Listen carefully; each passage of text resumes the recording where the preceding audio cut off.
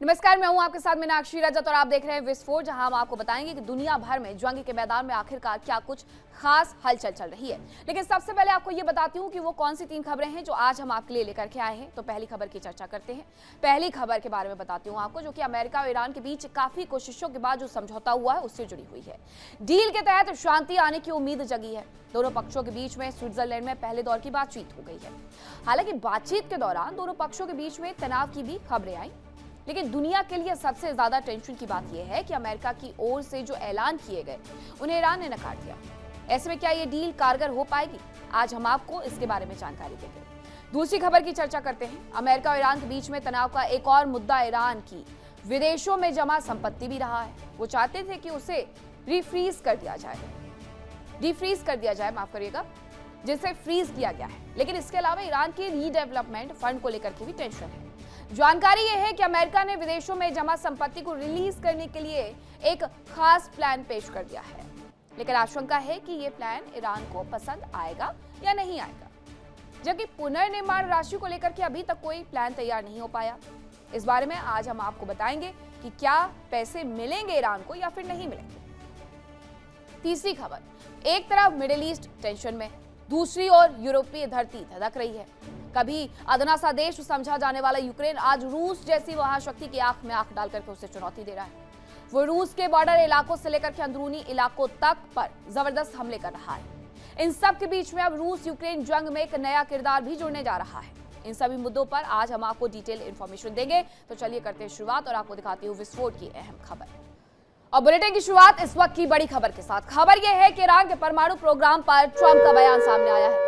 परमाणु ठिकानों की जांच के लिए ईरान पूरे तरीके से तैयार है, ये डोनाल्ड ट्रंप की तरफ से बयान दिया गया है। जांच के लिए IAEA के अधिकारी तैनात होंगे, ये डोनाल्ड ट्रंप ने कहा है। और दुनिया को भरोसा होगा कि ईरान नहीं परमाणु हथियार बना पा रहा है, ये डोनाल्ड ट्रंप की तरफ से कहा गया। उनकी तरफ से सीधे सीधे एक बयान दिया गया है कि ईरान मान गया है कि वो अपने यहाँ पर एनरिच्ड यूरेनियम के बारे में जानकारी देगा और इसके लिए बाकायदा इंटरनेशनल एजेंसी IAEA के अधिकारी वहां पर जाएंगे, जांच करेंगे। ईरान इसके लिए तैयार हो गया है, ये डोनाल्ड ट्रंप का कहना है। हालांकि डोनाल्ड ट्रंप जिस तरीके से बयान देते हैं, उन बयानों पर सवाल भी खड़े होने लगते हैं कि आखिरकार क्या सच में स्विट्जरलैंड में जिनेवा में बातचीत के दौरान ये बड़ा कदम ईरान की तरफ से उठाया गया होगा, क्योंकि ईरान लगातार ये कहता रहता है कि उसे ये बर्दाश्त नहीं है कि उसकी एनरिच्ड यूरेनियम के बारे में कोई बातचीत की जाए। वो अपने परमाणु कार्यक्रम पर भी अपने हिसाब से पीछे हटेगा। तो ये कैसे हो गया कि IAEA के आने के लिए, उनके दौरे के लिए ईरान तैयार हो गया है और वो ये कह रहे हैं कि दुनिया को भरोसा होगा कि ईरान परमाणु हथियार नहीं बना रहा है। डोनाल्ड ट्रंप की तरफ से ये बड़ा बयान आया है। वही इस पूरे बयान पर ईरान भी प्रतिक्रिया देते हुए नजर आ रहा है और वो इस पूरे बयान को खारिज भी कर रहा है। अब ईरान की तरफ से सीधे सीधे ये कह दिया गया है कि हमारी तरफ से ऐसा कोई प्रॉमिस नहीं किया गया है। यानी डोनाल्ड ट्रंप एक बार फिर से अपने दिए गए बयान में फंसे हुए आ रहे हैं। ईरान ने जेडी वेंस के दावों को भी खारिज कर दिया है कि परमाणु केंद्रों की कोई जांच नहीं होने वाली है। केंद्रों की जांच के लिए हमने कोई इजाजत नहीं दी है। ईरान ने सीधे सीधे इस बात को कह दिया है। जेडी वेंस ये दावा कर रहे हैं, राष्ट्रपति डोनाल्ड ट्रंप ये दावा कर रहे हैं कि IAEA जाएगा, परमाणु हथियारों के बारे में, परमाणु केंद्रों के बारे में जांच पड़ताल करेगा, एनरिच्ड यूरेनियम के बारे में जानकारियां जुटाएगा। लेकिन ईरान कह रहा है कि हमने ऐसी कोई इजाजत नहीं दी है, हमारी ऐसी कोई बातचीत नहीं हुई है। यानी कि प्रत्यक्ष तौर पर स्विट्जरलैंड में जो बातचीत हुई है उसके अंश को गलत तरीके से दुनिया भर के सामने अमेरिका पेश करने की कोशिश कर रहा है, क्योंकि ईरान इसे स्वीकार नहीं कर रहा। अगर ईरान ने स्विट्जरलैंड के मंच पर जाकर के इस बात को स्वीकार कर लिया है कि हम IAEA को अपने देश में आने देंगे, तो फिर वो दुनिया भर के सामने मुकर कैसे सकता है? और अगर वो नहीं मुकर रहा है तो क्या अमेरिका झूठ बोल रहा है? डोनाल्ड ट्रंप अक्सर ऐसे बयानों की वजह से घिरते हैं और अक्सर उनके इन्हीं बयानों की वजह से उनकी विश्वसनीयता पर कई सवाल भी खड़े होते हैं कि ईरान जो नहीं कहता है, डोनाल्ड ट्रंप उसे भी दुनिया के सामने ढिंडोरा लेकर के पीट देते हैं और कह देते हैं कि ये ईरान की तरफ से स्वीकार कर लिया गया है। फिर चाहे ये कहना हो कि ईरान ने परमाणु हथियार नहीं बनाने की बात को स्वीकार कर लिया है, या फिर ये कहना हो कि वो IAEA को अपने देश में एंटर करने देगा। तो ये स्थिति बनी हुई है। बातचीत हुई, लेकिन बातचीत के बाद भी जो भरोसा था वो कायम नहीं किया जा पा रहा है। अगर भरोसा कायम नहीं होगा तो फिर इस बातचीत को, एमओयू को जो साइन कर लिया गया है, वो आखिरकार कैसे लागू कर दिया जाएगा। वही हॉर्मुज पर अब बी गालिबाफ एक बड़ा दावा कर रहे हैं कि हॉर्मुज का प्रबंधन ईरान ही करने वाला है। ईरान के तय किए गए नियम ही वहां पर लागू होने वाले हैं और समस्याएं सुलझाने के लिए वहां पर हॉटलाइन स्थापित होने वाली है, ये उनकी तरफ से कहा गया है। तो सीधे सीधे हॉर्मुज पर अगर कोई ये कह रहा था, जैसा अमेरिका ने भी कहा था कि हॉर्मुज को हमने फ्री करा दिया है, तो ये भी बी गालिबाफ ईरानी संसद के स्पीकर, उनकी तरफ से यह स्पष्ट कर दिया गया है कि हॉर्मुज अब पुरानी वाली स्थिति में तो कभी नहीं लौटने वाला है। हम ही हॉर्मुज का प्रबंधन करने वाले हैं और हमने जो नियम कानून वहां पर तय किए हैं, उन्हीं नियम कानून को हम लागू करने वाले हैं। समस्याएं सुलझाने के लिए हॉटलाइन स्थापित होंगी, उन्होंने सीधे सीधे ये कह दिया है। लेकिन इससे होगा क्या, इससे बदलेगा क्या हॉर्मुज को लेकर के? बदलेगा ये कि जो कभी अंतरराष्ट्रीय रास्ता फ्री हुआ करता था जहाजों के आने जाने के लिए, अब उस पर आपको टैक्स देना पड़ेगा। यानी आप तक जो भी सामान, जो भी चीजें, गैस, पेट्रोल, डीजल पहुंचेगी, वो महंगा होकर के पहुंचेगा। हालांकि सीधे सीधे कुछ देशों को रियायत भी दी जा रही है, लेकिन अभी बहुत सारे नियम कानून वो इस पर बनाते जा रहे हैं। पूरी एक संस्था उन्होंने बना करके तैयार कर ली है। तो इस पर आगे उनका क्या टेक होने वाला है, ये भी जरा देखना होगा। वहीं दूसरी तरफ ईरान की अमेरिका को एक बड़ी चेतावनी देखने को मिली है, जहां सुप्रीम नेशनल सिक्योरिटी काउंसिल के नेता गदीर नेजामी का दावा है, सेना की तैयारियों में कमी नहीं आई है, किसी भी खतरे से निपटने के लिए हम पूरी तरीके से तैयार हैं, ये नेजामी की तरफ से दावा किया गया है। तो ये ईरान की अमेरिका को बड़ी चेतावनी है, धमकी है कि हमारे जो हथियार हैं, हमने वो अभी तक सरेंडर नहीं किए, हमारी तैयारी पूरी है। और ये सुप्रीम नेशनल सिक्योरिटी काउंसिल के नेता गदीर नेजामी का दावा है। उनका कहना है कि सेना की तैयारियों में कोई कमी नहीं आई है और किसी भी खतरे से निपटने के लिए हम पूरे तरीके से पहले भी तैयार थे और अभी भी हम पूरी तरीके से तैयार हैं। हॉर्मुज पर स्थिति स्पष्ट है, ईरान के नियम लागू होने वाले हैं। अमेरिका हॉर्मुज में पूरी तरीके से हार चुका है। दूसरी तरफ ईरान खुली धमकियां दे रहा है एमओयू साइन होने के बावजूद कि हम जब चाहें तब हमला कर सकते हैं। इस धमकी के यही मायने हैं। उनका कहना है कि सेना की तैयारियों में ना पहले कोई कमी थी, ना आज कोई कमी है और किसी भी खतरे से निपटने के लिए हम पूरी तरीके से तैयार हैं। तो ये स्थिति मिडिल ईस्ट में तब बनी हुई है जब दोनों ही राष्ट्रों के बीच में स्विट्जरलैंड में बातचीत हो चुकी है। 19 जून को जो डील साइन होने वाली थी वो 18 जून को ही साइन कर ली जाती है। बावजूद इसके स्थिति जस की तस, टेंशन ही टेंशन नजर आता है। अमेरिका और ईरान के बीच में डील के माध्यम से शांति स्थापित करने की कोशिशें की जा रही हैं। स्विट्जरलैंड में पहले दौर की बातचीत हुई, माहौल तनावपूर्ण रहा। ईरानी प्रतिनिधि मंडल लौट भी गया, लेकिन अब जानकारी यह है कि अमेरिका और ईरान के बीच में डील में दरार पैदा हो रही है।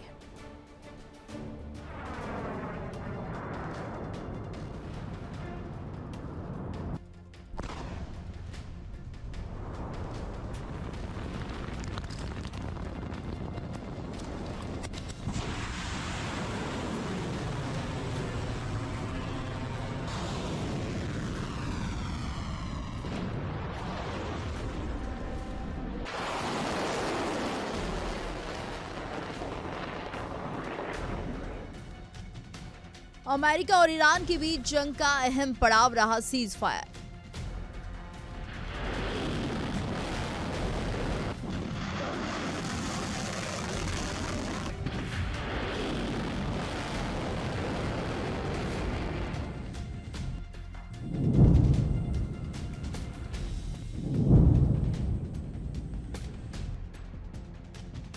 हालांकि अमेरिका ने खुद ही सीज फायर का ऐलान किया था, लेकिन उसका पालन ईरान ने भी किया। दोनों पक्षों के बीच समझौते की कोशिशें हुई, मध्यस्थ देश लगातार प्रयास करते रहे और आखिरकार एक समझौता अस्तित्व में आया।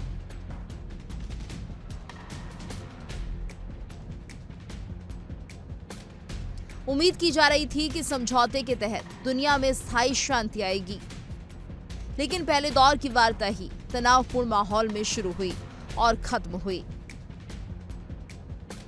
खबरों के मुताबिक वार्ता से पहले ईरानी और अमेरिकी प्रतिनिधिमंडल के बीच औपचारिक मुलाकात नहीं हुई।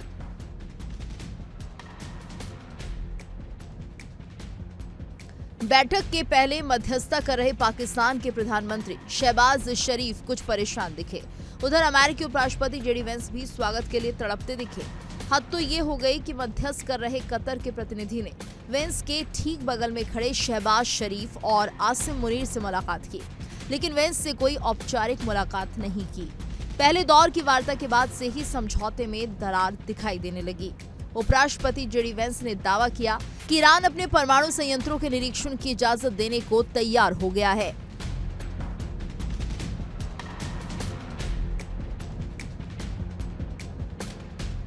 जेडी वेंस ने बहुत उत्साह के साथ इस बात का ऐलान किया कि ईरान अपने परमाणु केंद्रों की जांच के लिए अंतर्राष्ट्रीय परमाणु ऊर्जा एजेंसी यानी IAEA से करवाने को राजी हो गया है। उन्होंने कहा कि हो सकता है एक हफ्ते के अंदर IAEA के अधिकारी ईरान जाकर उसके परमाणु केंद्रों की जांच शुरू कर देंगे।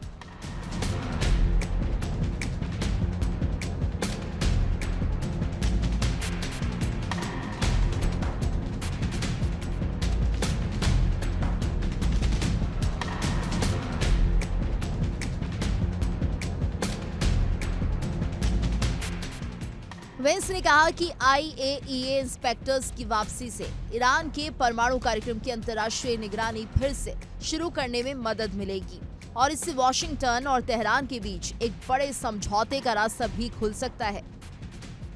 इस कदम को एक अहम उपलब्धि बताते हुए वेंस ने कहा कि IAEA इंस्पेक्टर्स को फिर से आने देने का ईरान का फैसला अमेरिकी लोगों के लिए एक बड़ा मील का पत्थर है।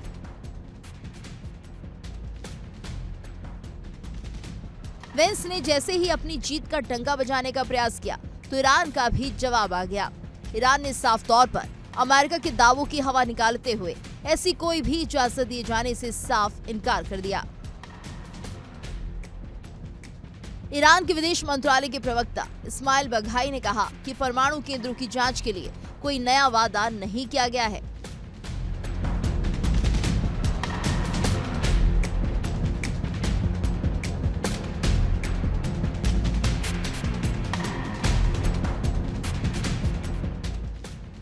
उन्होंने साफ तौर पर कहा कि संयुक्त राष्ट्र के निरीक्षकों को इजाजत देने के संबंध में संसद और सुप्रीम सिक्योरिटी काउंसिल की ओर से तय की गई प्रक्रिया का पालन किया जाएगा। इस बीच ईरान की फ्रीज संपत्ति के संबंध में भी अमेरिका की नई मंशा सामने आई है। अमेरिकी उपराष्ट्रपति जेडी वेंस ने कहा कि अमेरिका ईरान की फ्रीज संपत्तियों को रिलीज कर सकता है, लेकिन इसके लिए अमेरिका की ओर से शर्तें रखी गई हैं।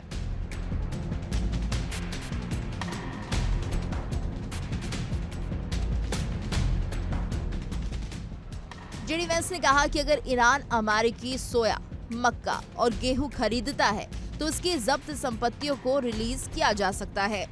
अमेरिकी प्रशासन ने पिछले कई सालों से ईरान के अरबों डॉलर को दुनिया भर में जब्त कर रखा है।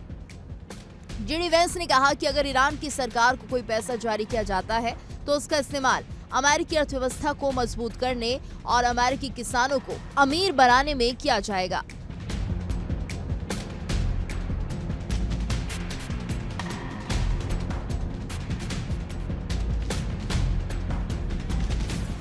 उन्होंने कहा कि अमेरिका ये पक्का करना चाहते हैं कि वो एक ऐसी प्रक्रिया बनाए जिससे अगर वो कभी ईरान की फ्रीज की गई संपत्ति को अनफ्रीज करे तो वो ये पक्का कर सके कि वो पैसा ईरान के लोगों की मदद के लिए खर्च हो, न कि आतंकवाद को बढ़ावा देने के लिए।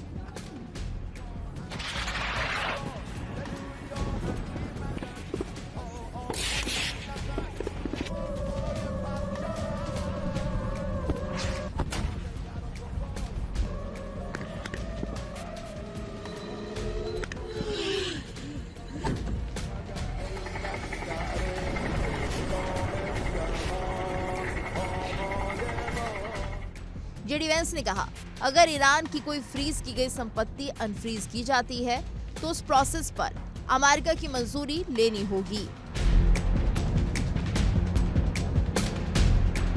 और फिर उस पैसे का इस्तेमाल असल में अमेरिकी सोयाबीन, अमेरिकी मक्का और अमेरिकी गेहूं खरीदने में किया जाएगा।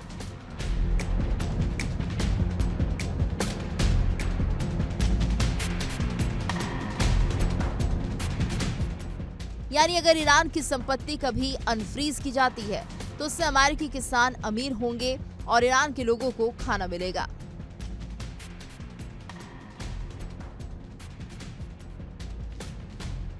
साफ है कि डील से पहले ही दोनों पक्षकारों के बीच दरार दिखने लगी है। अब तक की वार्ता से साफ लग रहा है कि ईरान समझौते के बाद की परिस्थितियों को अपने पक्ष में मोड़ने का प्रयास कर रहा हो। अमेरिका ये चाह रहा है कि ईरान के परमाणु केंद्रों के निरीक्षण की इजाजत IAEA को मिल जाए ताकि ईरान के संवर्धित यूरेनियम तक उसकी पहुंच हो सके।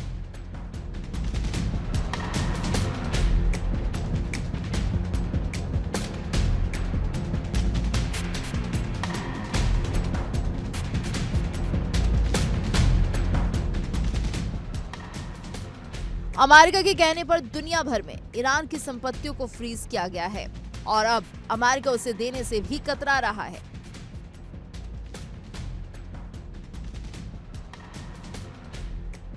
अमेरिका चाह रहा है कि संपत्ति का इस्तेमाल भी वो अपनी अर्थव्यवस्था को मजबूत करने में करे और ईरान को कुछ भी कैश ना देना पड़े। सवाल ये उठ रहा है कि अगर जब अमेरिका ऐसी शर्तें लगाएगा और अमेरिकी दावों को ईरान काट देगा तो फिर समझौता कैसे होगा।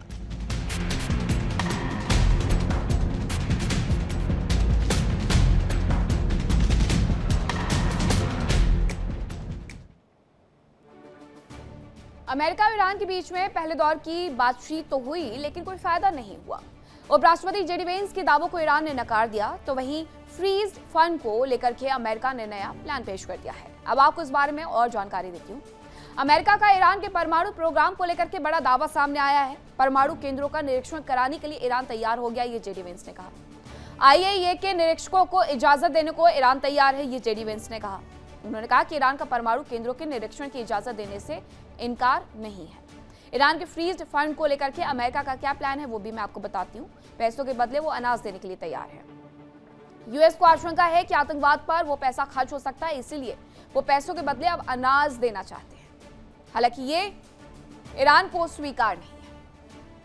अमेरिका और ईरान के बीच में बातचीत शुरू हो गई है। हालांकि पहले दौर की बातचीत में काफी तनाव रहा, लेकिन जानकारी है कि बातचीत की प्रक्रिया पर नजर रखने के लिए कमेटियों का गठन किया गया जो ये सुनिश्चित करेगी कि बातचीत सही दिशा में जा रही है या नहीं जा रही है। तो आपको बताती हूँ कि वो कौन सी कमेटी है जो कि बनाई गई है। तो समझौते की निगरानी के लिए 4 बड़ी कमेटियां बनाई गई हैं। पहली हाई लेवल कमेटी है और ये कमेटी समझौते का राजनीतिक नेतृत्व संभालेगी। ये तय करेंगे कि दोनों पक्षों के बीच में चल रही वार्ताओं की निगरानी करनी है, इन्हें किस तरीके से बातचीत चल रही है। मुख्य वार्ताकार समय समय पर इस कमेटी को रिपोर्ट देंगे। दूसरी तरफ लीड वर्किंग ग्रुप का काम होगा ईरान के परमाणु कार्यक्रम से जुड़े मुद्दों पर काम करना, प्रतिबंधों में राहत और आर्थिक उपायों पर चर्चा करना। ये लीड वर्किंग ग्रुप का काम होगा। तकनीकी कूटनीति मसलों के समाधान की जिम्मेदारी उन्हें संभालनी होगी। Monitoring and dispute resolution group का काम होगा समझौते के क्रियान्वयन की निगरानी करना, दोनों पक्षों के बीच में उत्पन्न विवादों को सुलझाना। तो ये इनका काम होगा। ये सुनिश्चित करेंगे कि MOU के सभी प्रावधानों का पालन सही से ठीक से हो रहा है या नहीं हो रहा है। अब उसके बाद चौथे लेवल पर चौथी कमेटी है डी कॉन्फ्लिक्शन सेल। ये सेल विशेष रूप से लेबनान की स्थिति पर नजर रखने वाली है, क्योंकि ईरान यही चाहता है कि लेबनान पर हमले जल्द से जल्द रुके।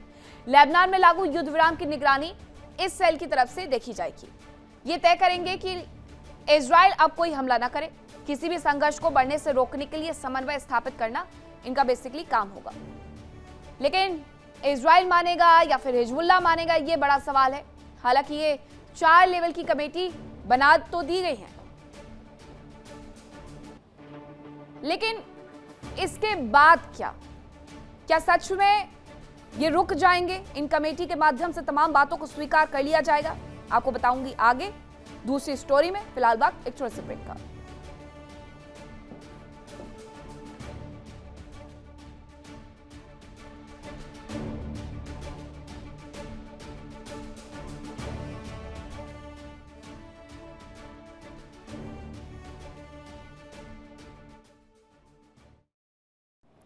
और ब्रेक के बाद अब बात करते हैं दूसरी स्टोरी की। गाजा में इजराइल एक बड़ा ऑपरेशन जल्द कर सकता है, ये बड़ी जानकारी आ रही है, जहां इजरायली डिफेंस फोर्स हमास के खिलाफ ऑपरेशन पर विचार कर रही है। इजरायली सैन्य अधिकारियों को ट्रंप की नाराजगी की भी आशंका नजर आ रही है, क्योंकि एक तरफ ये सोचा जा रहा है डोनाल्ड ट्रंप की तरफ से कि गाजा को फिर से रीबिल्ड करे, लेकिन वहां पर बार बार इजरायली डिफेंस फोर्स जाकर के और ध्वस्तीकरण का काम करती है। हमास के खिलाफ एक्शन को लेकर के ट्रंप की नाराजगी की आशंका पहले ही जाहिर कर दी गई है, बता दिया गया है कि इससे डोनाल्ड ट्रंप नाराज हो सकते हैं।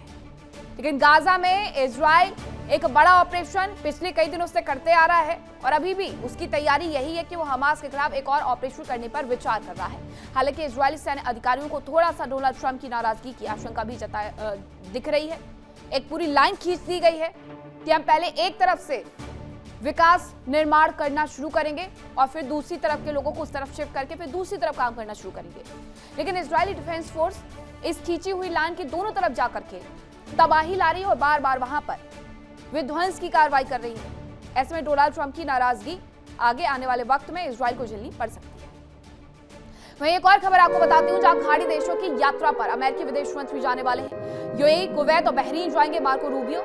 ईरान के रीडेवलपमेंट फंड पर यहां पर चर्चा होगी। निजी कंपनियों के ईरान में निवेश पर भी बात हो सकती है। तो जो अमेरिका कल तक ये चीख रहा था, चिल्ला रहा था कि हम कोई फंड नहीं देने वाले हैं, आज उन्हीं के विदेश मंत्री यूएई से लेकर के कुवैत और बहरीन तक दौरा करने वाले हैं और ईरान के रीडेवलपमेंट के लिए फंड पर चर्चा करने वाले हैं, फंड जुटाने वाले हैं।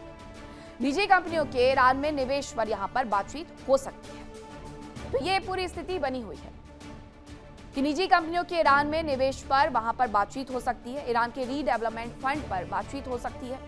यूएई, कुवैत और बहरीन मार्को रूबियो जाएंगे और वहां पर जाकर के तमाम उन देशों से बातचीत करेंगे कि ईरान को रीडेवलपमेंट के लिए पैसे दिए जाए। हालांकि अमेरिका खुद क्या कर रहा है, उसने जिन संपत्तियों को फ्रीज किया हुआ है उन्हें वो डीफ्रीज करने की जगह कह रहा है कि आप उतने पैसों का अनाज हमसे ले लो, क्योंकि अमेरिका को इस बात का डर है कि वो आतंकी घटनाओं पर ईरान उन पैसों को खर्च कर देगा।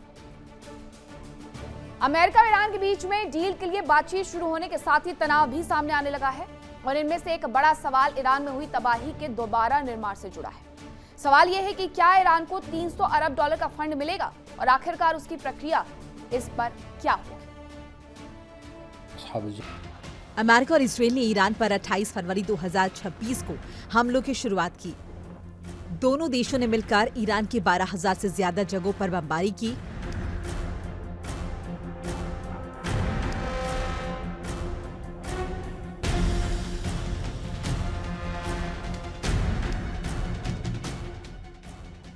ईरान के जर्रे जर्रे पर तबाही के निशान मौजूद है।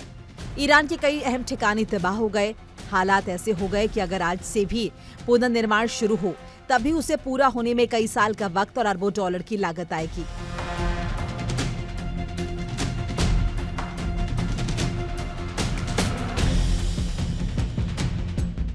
अब सवाल यह है कि राशि खर्च कौन करेगा, कैसे करेगा और उसके बदले ईरान को क्या करना होगा।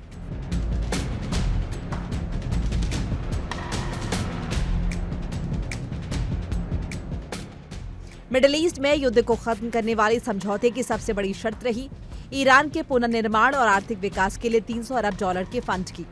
ईरान को हुए नुकसान की भरपाई के लिए रकम तय की गई, लेकिन अभी तक ये साफ नहीं है कि इस भारी भरकम राशि का खर्चा कौन उठाएगा।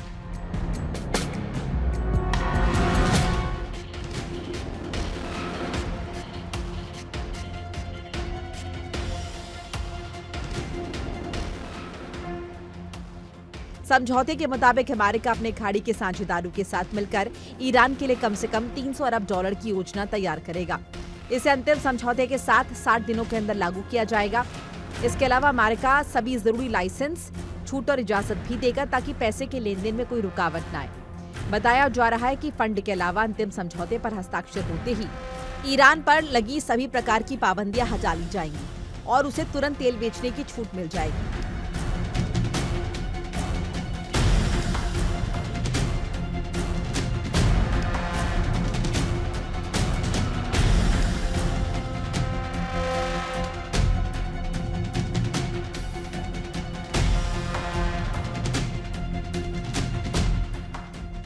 अमेरिकी उपराष्ट्रपति जेडी वेंस ने साफ कर दिया कि ईरान को ये सब पाने के लिए 60 दिनों में शर्तों का पालन करना होगा। उन्होंने जोर देकर कहा कि अमेरिकी टैक्स पेयर्स का $1 भी ईरान को नहीं जाएगा।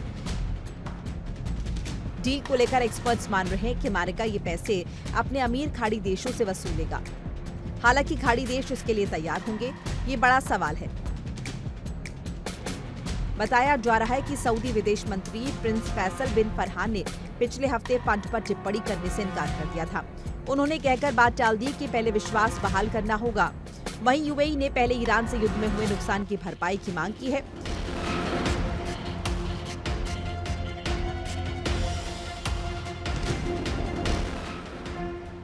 हालांकि समझौते से पहले उसका रुख कुछ नरम हुआ था। यूएई युद्ध से पहले ईरान का प्रमुख व्यापारिक साझेदार था। बावजूद इसके उसे ईरान के हमलों का सामना करना पड़ा।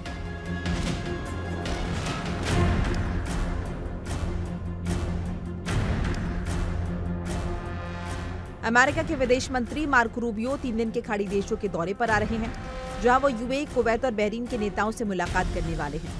उनकी यात्रा का मकसद ही अपने साझेदार देशों में विश्वास जगाना है कि तेहरान के साथ अमेरिका के डील से उनका कोई नुकसान नहीं होगा। माना जा रहा है कि मार्को रूबियो को साफ करना होगा कि $300 अरब का इन्वेस्टमेंट पैकेज कहां से आएगा और उसका कैसे इस्तेमाल किया जाएगा।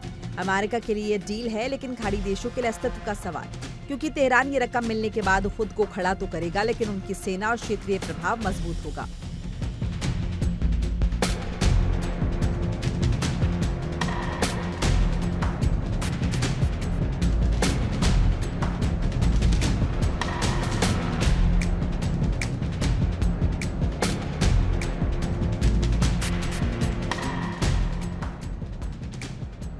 खबरों के मुताबिक खाड़ी देशों को डर है कि पैसा ईरान के हथियारों और प्रॉक्सी समूहों पर खर्च न हो जाए, लिहाजा उन्हें मजबूत गारंटी चाहिए। जब तक उन्हें ये विश्वास मिल नहीं जाता, तब तक वो शायद ही अपना कोष ईरान के लिए खोले। समझौते की 60 दिनों की मियाद फिलहाल शुरू हो चुकी है। अगर इस दौरान अच्छी प्रगति हुई तो $300 अरब का फंड ईरान को नया जीवन दे सकता है, लेकिन अगर विश्वास की कमी बनी रही तो ये सिर्फ कागजी वादा बनकर रह सकता है।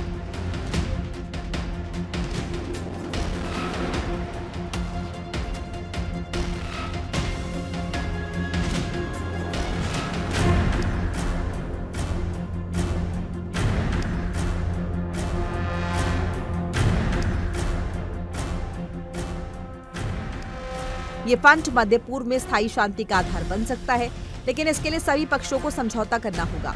फिलहाल सवाल यह है कि क्या खाड़ी देश ईरान को फिर से खड़ा करने के लिए अपना खजाना खोलेंगे। यानी एक बात तो साफ होती जा रही है कि चाहे फ्रोजन एसेट्स हों या फिर पुनर्निर्माण पैकेज, ईरान को कैश मिलना मुश्किल है, बल्कि इसके बदले उसे अमेरिका के तय किए गए दामों पर अमेरिका से अनाज खरीदना होगा, या फिर विदेशी कंपनीज की ओर से निवेश के रूप में उसे पैसा दिया जाएगा। ऐसे में बड़ा सवाल ये भी है कि क्या अमेरिका की शर्तें ईरान को मंजूर होंगी। Bureau report, India daily. Iran में अमेरिका और इजरायल ने भारी तबाही मचाई। ईरान के 12,000 से ज्यादा जगहों पर बम गिराने की घटना घटी और अब उसके दोबारा निर्माण के लिए करीब $300 बिलियन के फंड की जरूरत बताई जा रही है। अब आपको बताती हूँ कि अमेरिका इस फंड के लिए क्या कदम उठा सकता है और खाड़ी देशों को इस फंड को लेकर के क्या आशंका है। तो रीडेवलपमेंट के लिए $300 बिलियन का फंड प्रस्तावित है। हालांकि अमेरिका बार बार ये कहता रहा है कि वो ये पैसे नहीं देने वाला है, लेकिन मार्को रूबियो की मिडिल ईस्ट में ये यात्रा बहुत कुछ बिना कहे कह गई है। अब रीडेवलपमेंट के लिए ये $300 बिलियन का जो फंड प्रस्तावित है वो खाड़ी देशों से पैसा वसूलने की तैयारी है अमेरिका की तरफ से, इसीलिए मार्को रूबियो को खाड़ी देशों में भेजा जा रहा है। अमेरिका विदेशी कंपनियों को इजाजत दे सकता है कि वो जाकर के ईरान के भीतर निवेश कराए, इससे ज्यादा वो कुछ नहीं करने वाला है। विदेशी कंपनियों को ईरान में निवेश की इजाजत मिल सकती है, ठीक है, जाइए ईरान में निवेश करिए, ईरान को रीडेवलपमेंट में मदद करिए। खाड़ी देशों को पैसों के दुरुपयोग की आशंका है, यही अमेरिका को भी सता रहा है, यही खाड़ी देशों को भी, कि ईरान पैसा पाकर के हथियारों और प्रॉक्सी पर खर्च कर देगा। ये खाड़ी देशों को भी आशंका है और अमेरिका की भी यही सेम आशंका है। पैसों को दुरुपयोग से बचाने की पुख्ता गारंटी खाड़ी देश भी चाहते हैं कि हम जो पैसे दे रहे हैं वो सही तरीके से रीडेवलपमेंट में ही यूज हो रहे हैं, या फिर ईरान अपने आप को मजबूत करने के लिए कुछ और तैयारियां कर रहा है। तो ये उनकी तरफ से कहा जा रहा है कि पैसों का दुरुपयोग से बचाने की पुख्ता गारंटी उन्हें मिलनी चाहिए कि वो पैसे कहीं और नहीं खर्च होने वाले हैं। वहीं एक और खबर आपको बताती हूं कि किस तरीके से ईरान में ये सब कुछ तब हो रहा है जब ये पूरी बातचीत हो चुकी है जब रीडेवलपमेंट की बात आई, पहले डोनाल्ड ट्रंप मुकर गए, उसके बाद जेडी वेंस मुकर गए और अब मार्को रूबियो दौरा करने जा रहे हैं। तो अब आगे बढ़ेंगे और आपको बताऊंगी कि रशिया यूक्रेन में आखिरकार क्या कुछ चल रहा है।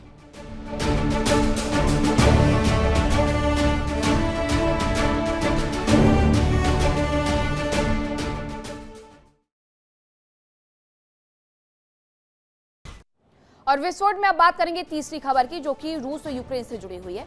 रूस पर यूक्रेन का एक और बड़ा अटैक देखने को मिला है, जो कि वोरोनिश शहर पर किया गया है मिसाइल से अटैक। लगातार यूक्रेन की तरफ से रशिया पर बड़े अटैक किए जा रहे हैं और एक बार फिर से एक बड़ा अटैक किया गया है वोरोनिश शहर पर। हमले में 5 लोगों की मौत हो गई है, कई लोगों के घायल होने की जानकारियां भी आ रही है। ये तस्वीरें भी हमले से जुड़ी हुई सामने आ रही है। वोरोनिश सिटी में जिस तरीके से ये कोहराम मचाया गया है, ये ड्रोन के माध्यम से, मिसाइल के माध्यम से किया जा रहा है। लगातार एक के बाद एक ड्रोन भेजे जा रहे हैं यूक्रेन की तरफ से, लगातार एक के बाद एक मिसाइल भेजी जा रही है यूक्रेन की तरफ से मॉस्को में, और उसकी वजह से ये लगातार हो रहे हमलों में सब कुछ तबाह हो जाता है। इस बार बारी वोरोनिश सिटी की थी, जहां तबाही भी आई और 5 लोगों की मौत भी हो गई है और अभी भी कई लोगों के घायल होने की खबर है, ये आशंका है।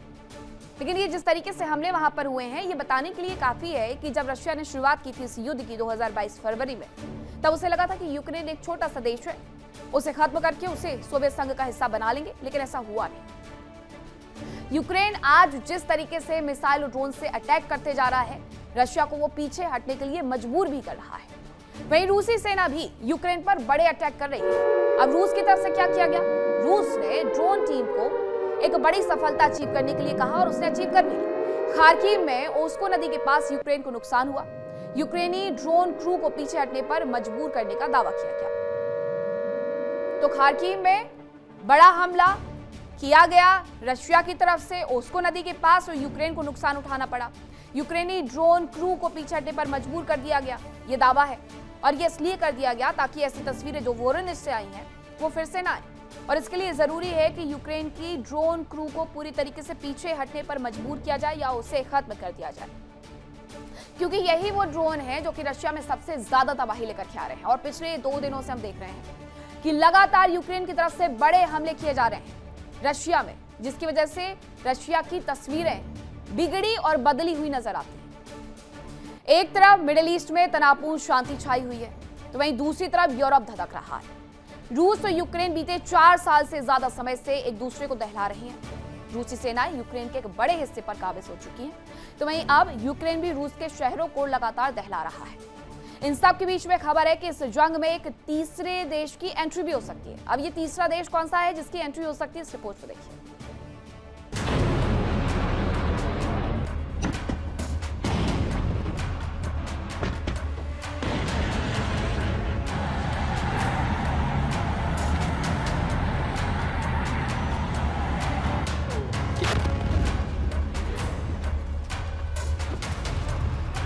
करीब 4 साल पहले रूस ने जब यूक्रेन के खिलाफ जंग का आगाज किया था, तो माना जा रहा था कि रूस जल्द ही यूक्रेन पर कब्जा कर लेगा, उसे बहुत जल्द ही झुका देगा, लेकिन ऐसा हो नहीं सका।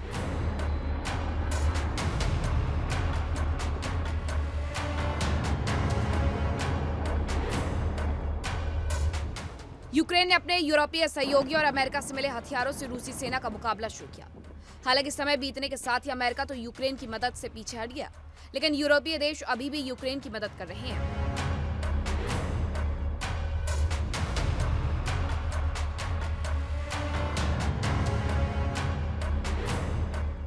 उधर यूक्रेन भी अब तकनीक के मामले में बहुत आगे निकल चुका है।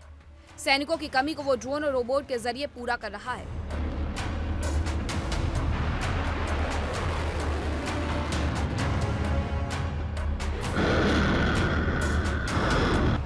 रूस के शहरों पर ताबड़तोड़ ड्रोन्स की बारिश कर रहा है। यूक्रेन की बारूदी बारिश की जद में अब राजधानी मॉस्को ही नहीं, कई और अहम शहर भी आ गए हैं।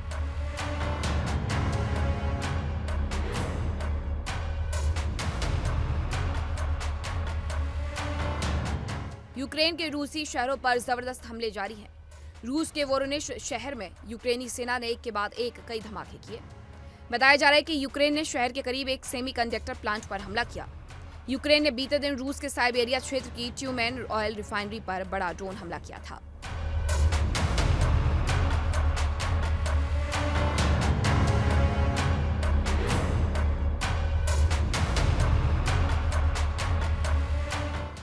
रूसी अधिकारियों के अनुसार आसमान में कुछ तेज रफ्तार उड़ती हुई चीजों को मार गिराया गया, लेकिन इस दौरान एक कंपनी को नुकसान पहुंचा, जिससे 3 लोग जख्मी हो गए।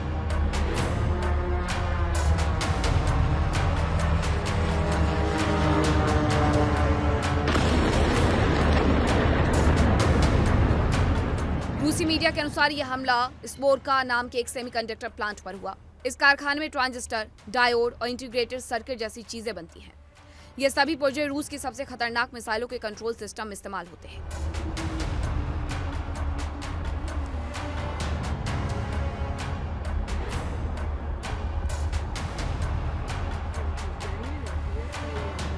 बताया जा रहा है कि फैक्ट्री में बनने वाले पुर्जों का इस्तेमाल रूस के रडार और S-400 जैसे एयर डिफेंस सिक्योरिटी सिस्टम में भी किया जाता है। कुछ दावों के अनुसार यह हमला बेहद खतरनाक स्टॉर्म शैडो मिसाइल से किया गया था।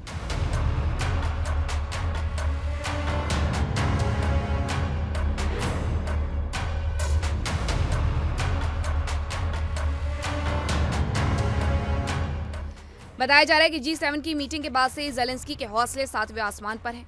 मीटिंग के बाद यूक्रेन लगातार आक्रामक रुख अपनाया हुआ है।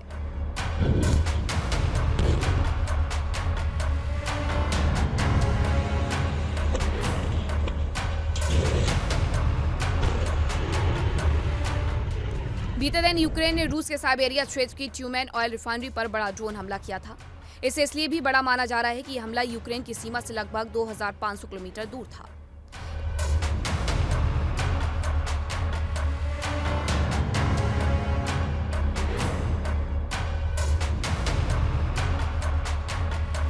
इस बीच खबर है कि अब बेलारूस सीधे तौर पर रूस और यूक्रेन जंग में कूदने की तैयारी कर रहा है। दावा किया जा रहा है कि रूस की सरकार ने संविधान और सेना में कुछ ऐसे बदलाव किए जो इस बात का संकेत है।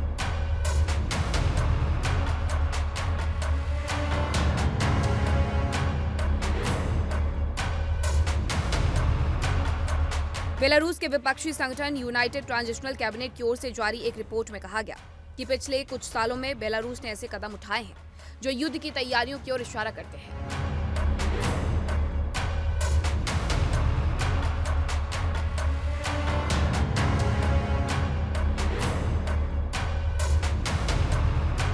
रिपोर्ट में बताया गया कि देश ने अपने सैन्य कानूनों में बदलाव किए। इन बदलों के चलते जरूरत पड़ने पर विदेशों में सेना भेजने का रास्ता खुल गया।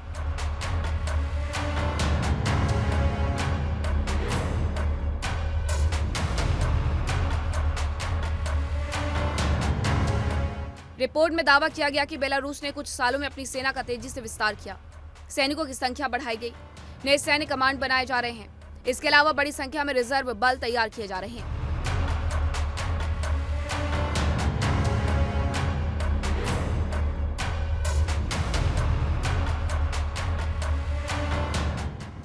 विपक्ष का यह भी आरोप है कि भर्ती प्रक्रिया का दायरा बढ़ाया गया है और कैदियों को भी सेना में शामिल करने के लिए कोशिश की जा रही है। दावा किया जा रहा है कि बेलारूस सरकार ने रक्षा बजट में भारी बढ़ोतरी की। देश के डिफेंस सेक्टर को रूस के साथ और अधिक जोड़ा गया।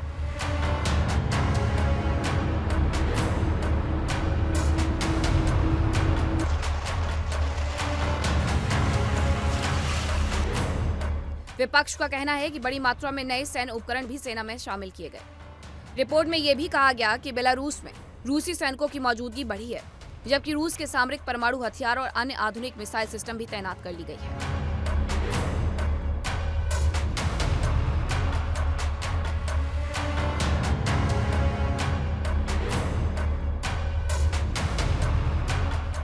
साथ ही रूसी वैगनर ग्रुप के ट्रेन लड़ाके बेलारूसी सैनिकों को ट्रेनिंग दे रहे हैं। हालांकि ये सभी दावे बेलारूस के विपक्ष की रिपोर्ट पर आधारित हैं और सरकार की ओर से इन आरोपों पर कोई आधिकारिक प्रतिक्रिया नहीं दी गई।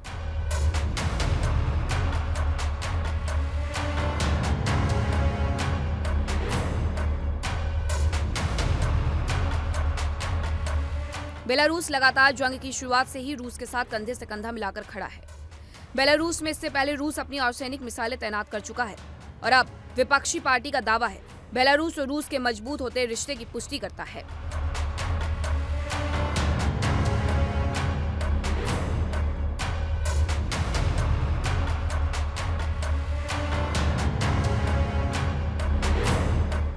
आशंका है कि यह गठजोड़ यूक्रेन के लिए खतरनाक हो सकता है। Bureau report, India day.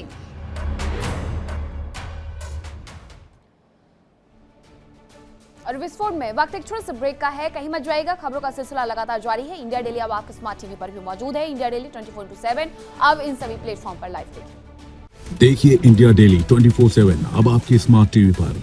India daily मौजूद है सभी डिजिटल प्लेटफॉर्म पर लाइव और लगातार। इंडिया डेली 24/7 हर दिन राष्ट्र को समर्पित।